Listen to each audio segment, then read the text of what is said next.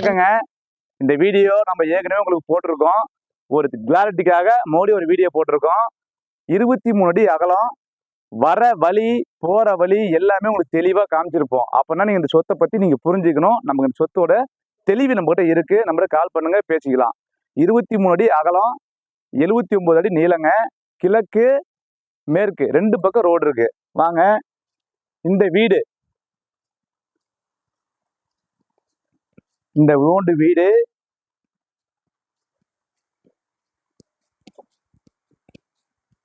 3 piece line. நமக்கு இந்த பக்கம் ரோடுங்க. நல்ல ஒரு அற்புதமான சொத்து. நம்ம தெளிவா வீடியோ போட்டிருக்கோம். மேல ஸ்கிரீன்ல தெரிய நம்பருக்கு கால் பண்ணுங்க.